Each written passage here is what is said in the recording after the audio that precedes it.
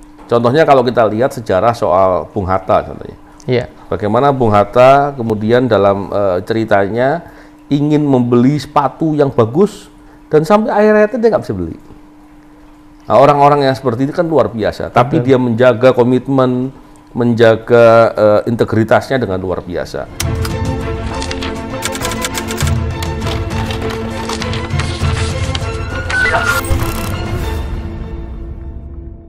Assalamualaikum warahmatullahi wabarakatuh. Salam integritas anti korupsi. Wah, sekarang kita lagi merdeka nih Pak, 17 Agustus. Bukan lagi merdeka, sudah merdeka sejak lama, secara formal. Pak, kita mumpung kita lagi 17 Agustus Pak, kita mau tanya, ada nggak Pak pahlawan yang yang peduli akan isu anti korupsi atau melaksanakan integritas itu Pak? Saya kira pahlawan kita itu semuanya pasti punya jiwa bukan nasionalisme lagi, patriotik. Patriotik itu apa? Dia punya nasionalisme, dia cinta tanah airnya, dan dia rela berkorban untuk tanah airnya. Bedanya di mana itu Pak? Nasionalisme sama patriotik? Nasionalisme masih di level standar ya. Tapi kalau patriotik dia lebih dari nasionalisme. Dia mau berkorban, mau untuk betul-betul berjuang demi kepentingan bangsa dan negara. Ini yang luar biasa. Jadi kalau kita lihat tokoh-tokoh kemerdekaan banyak sekali atau semuanya lah. Orang-orang yang betul-betul luar biasa. Tentunya pasti berintegritas. Dan kalau berintegritas pastinya anti korupsi. Betul. Jadi tentunya kalau korupsi ya enggak jadi pahlawan dia, gitu ya. Inilah yang perlu kita lihat. Dan kalau kita lihat di sejarah, kita bisa lihat banyak di antara tokoh-tokoh itu hidup bersahaja. Bersahaja itu bukan berarti miskin ya, tapi dia memilih hidup sekedar cukup dan kemudian benar-benar mau menjadi teladan. Terus berbuat baik, tidak memanfaatkan kesempatan yang dia punya karena dia mungkin jadi wakil presiden, jadi wakil presiden, atau jadi menteri, atau jadi pejabat apapun. Contohnya kalau kita lihat sejarah soal Bung Hatta contohnya. Bagaimana Bung Hatta kemudian dalam ceritanya ingin membeli sepatu yang bagus dan sampai akhirnya dia nggak bisa beli. Nah, orang-orang yang seperti itu kan luar biasa, tapi dia menjaga komitmen, menjaga integritasnya dengan luar biasa. Dan banyak lagi, kalau kita lihat ada M. Nasir, ada Yamin, M. Yamin, dan lain-lain. Jadi saya pikir orang-orang itu orang-orang yang luar biasa, dan mereka orang-orang yang betul-betul pantas atau cocok diteladani. Dan orang yang begitulah yang kita bisa lihat sebagai sebagai pahlawan, sebagai orang-orang yang bisa diteladani, dan mereka lah yang mestinya menjadikan inspirasi untuk kita semua. Ya, 17 Agustus tahun ini kan kalau kita melihat wajah penegak hukum khususnya untuk penanganan anti korupsi penanganan korupsi Pak ya, itu kan melakukan sangat mundur lah Pak, banyak penurunan gitu Pak. Itu kan belum merdeka lah kita kan dari korupsi kan gitu Pak.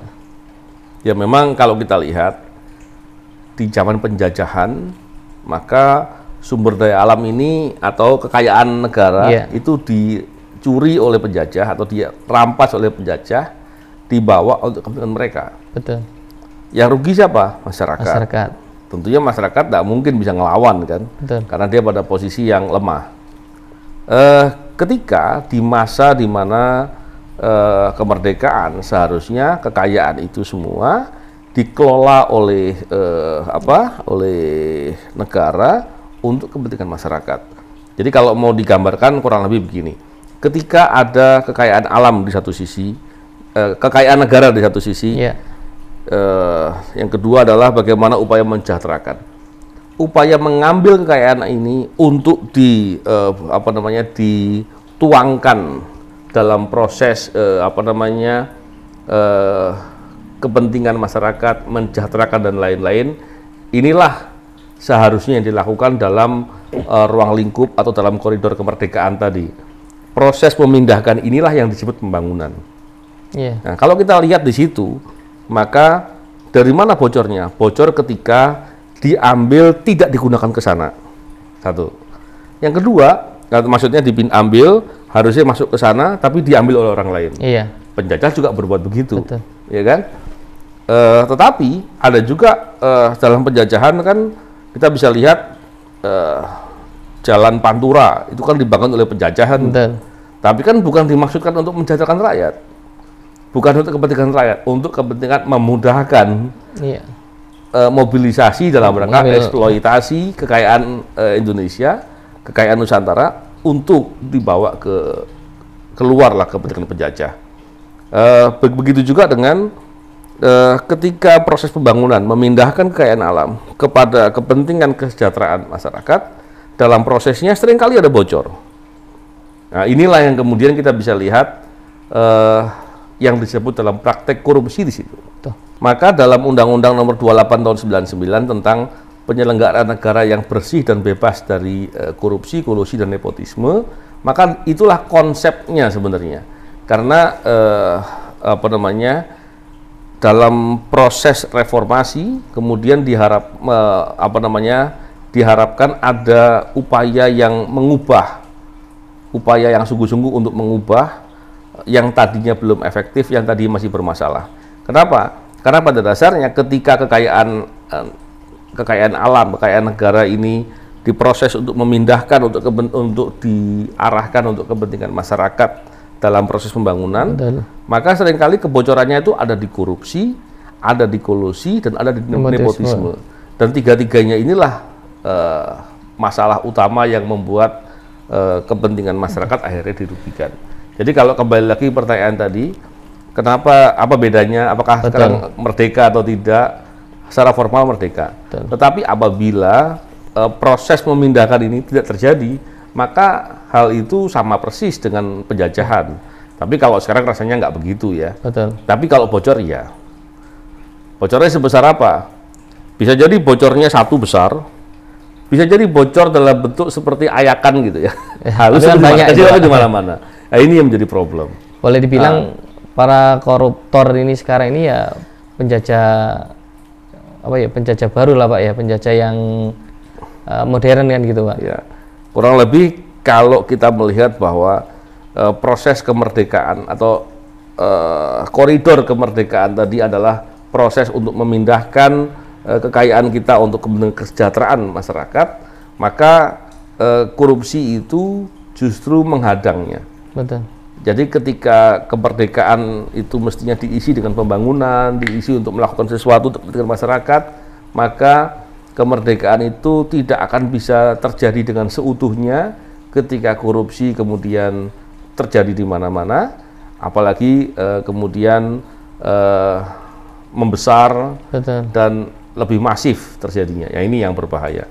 Oleh karena itu ketika kita menyadari bahwa kemerdekaan itu telah penting, maka upaya untuk mendorong agar proses kemerdekaan itu benar-benar sesuai dengan tujuan negara itu harus dilakukan dengan sungguh-sungguh. Dan peran kita yang bukan lagi pahlawan massa untuk memerdekakan, maka adalah memastikan atau mendorong agar proses untuk mengisi kemerdekaan ini bisa berlangsung. Di antaranya apa? Ya, jangan sampai ada korupsi atau meminimalisir terjadinya korupsi. Kurang lebih gitulah. Di sekarang tanggal 17 ada nggak Pak ke depan ini agar para koruptor itu ada sulit lah untuk mengambil kekayaan negara kita, sektor mana aja sih Pak yang perlu dirubah gitu Pak? Ya. Memang begini. Orang tentunya akan berpikir pragmatis ya. Iya. Dia akan melihat kalau berbuat korupsi kira-kira akan ketahuan apa enggak? Kalaupun ketahuan kira-kira akan kena sanksi apa enggak? Kira-kira hasil korupsinya akan ditarik kembali apa tidak? Dan seterusnya. Dia akan berpikir begitu. Sehingga salah satu upaya penting untuk mencegah korupsi ya adalah perbaikan penegakan hukum. Kalau penegakan hukumnya itu diperbaiki, maka orang berbuat korupsi akan berpikir bahwa dia akan benar-benar bisa kena sanksi hukum, sehingga dia nggak berani berbuat. Yang kedua, kita juga mesti harus melakukan upaya pencegahan yang komprehensif, memperbaiki sistem-sistem agar terutama yang berpotensi terjadi kebocoran besar ya, sehingga kalaupun orang berbuat dia akan ketahuan, tapi setidak-tidaknya sistem itu dibuat sedemikian rupa untuk orang yang terfikir sekalipun menjadi sulit untuk berbuat korupsi. Nah ini yang penting. Selain itu tentunya juga selain dari sistem, seharusnya sebagaimana yang dilakukan oleh KPK dan Undang-Undang KPK, bahwa para pejabat itu juga harus dikontrol dari laporan harta kekayaannya. Karena apa? Nggak ada korupsi itu dilakukan oleh pejabat karena iseng. Nggak ada. Korupsi itu dilakukan oleh pejabat karena apa? Pengen cari kaya. Tapi kalau kekayaannya dia dicatat, dilaporkan, dan dimonitor, maka dia akan berpikir untuk berbuat korupsi. Oleh karena itu, inilah menjadi poin penting juga. Dan tentunya, sekarang kan ada single identity number. Ya, pakai NIK gitu Pak ya? Ya, pakai NIK. Ketika nanti semakin lama data kependudukan single identity number ini semakin solid, maka orang akan sulit untuk menyembunyikan kekayaan dengan cara menitipkan ke pihak lain atau apapun lah itu. Sebagaimana selama ini banyak terjadi dengan proses pencucian uang. Betul. Tapi kalau itu bisa ditutup atau diperkecil celahnya, maka membuat orang berbuat korupsi akan berpikir. Selain dari takut ketahuan karena sistemnya jadi bagus, dia juga akan terlihat di laporan harta kekayaannya, akan terpantau di situ. Dan kalaupun dia kemudian ingin menyembunyikan dengan menitipkan ke orang lain, dia akan kesulitan karena sistem single data tadi, single identity number itu sudah berlangsung. Artinya upaya-upaya tadi memang harus dilakukan secara komprehensif dan bersama-sama. Ya. Tapi di sisi lain kan penegak hukum kita kan di semua lini hampir bermain, Pak. Ya. Bermain dalam arti ya dari kasus korupsi semua lini lah, Pak, dari bawah sampai atas pun ya intinya ya semangatnya kan beda itu Pak, sama semangat penegak umum halayaknya kan gitu Pak. Memang disitulah makanya saya sering katakan yang paling ideal, yang pertama kali sektor pertama kali yang untuk diperbaiki atau pemberantasan korupsi, sektornya yang paling utama itu adalah di sektor penegak hukumnya dulu. Kalau penegak hukumnya diperbaiki, maka para penegak hukum ini akan melakukan tugasnya dengan baik, sehingga pihak-pihak lain akan mudah terpantau, akan mudah ditegakkan hukum. Ketika penegakan hukumnya bisa dilakukan dengan optimal, dengan efektif, maka kita berharap ke depan orang akan berpikir berkali-kali untuk berbuat korupsi. Ya. Caranya biar penegak hukumnya tidak bermain di zona korupsi ini, caranya Pak, apa mungkin gaji mereka diperbesar atau apa gitu Pak? Ya. Bagaimana ketertarikan harta para koruptor kan juga jadi alasan itu penegak hukum kan Pak? Sebenarnya sama. Dalam rangka memberantas korupsi kan kita bicara penindakan, pencegahan, dan pendidikan. Nah, ketika kita fokus terkait dengan penegak hukum, sama. Juga mestinya dilakukan di penindakan, pencegahan, dan pendidikan. Di penindakan, kalau dilakukan penindakan artinya orang takut berbuat. Yeah. Dicegah, contohnya tadi yang Mas Saiful bilang, selain tata kelola, selain sistem dan pengawasan, perlulah mereka diberikan penghasilan yang layak. Betul. Dengan penghasilan yang layak, tidak ada alasan lagi dia berbuat korupsi. Tapi kalau kita bicara terkait penghasilan, memang itu menjadi perdebatan ya. Betul. Karena duluan mana sih yang kita mau lakukan gitu, itu jadi perdebatan. Tapi apapun lah itu, kalaupun orang berbuat korupsi karena kebutuhan, biasanya nggak mau korupsi besar-besar gitu kan. Dan ketika korupsi besar-besar pastilah karena keserakahan, kurang lebih begitu. Jadi tidak ada alasan terkait dengan hal itu. Tapi walaupun saya sepakat, mestinya penghasilan untuk penegak hukum itu diberikan yang layak. Ketika diberikan yang layak, maka mereka akan bisa melakukan tugasnya dengan baik dan itu akan menguntungkan untuk kepentingan keadilan. Begitu juga ada pendidikan. Pendidikan anti korupsi perlu dilakukan dengan masif, dengan lebih mendalam agar aparatur terutama para penegak hukum sadar kalau dia berbuat korupsi maka dia rugi sendiri. maka dia akan sama saja dengan menjual masa depannya lah kurang lebih. Masa iya ada orang mau menjual masa depannya, harga berapa gitu kan? Nah, ini kan menjadi hal yang akan dia pertimbangkan buat korupsi. Artinya ketika kita bicara bahwa setiap kejahatan itu ada pilihan logis antara mau berbuat apa tidak berbuat, maka perbanyak untuk berpikir bahwa berbuat itu resikonya besar, keuntungannya nggak jelas, terus dan banyak lain lagi itu diperkecil, dibikin gitu. Sedangkan untuk tidak berbuat itu tentunya diberikan pemahaman secara rasional, secara jelas bahwa itu akan menguntungkan yang bersangkutan. Penting nggak Pak? Kurikulum anti korupsi dimasukkan sejak dini Pak, mungkin dari SD, SMP, SMA Pak. Kurikulumnya itu Pak, ya. Pemahaman itu Pak. Ya, memang penting itu ya, banyak hal. Karena kalau kita bicara soal pendidikan, mestinya pendidikan itu tidak hanya bicara pengetahuan. Betul.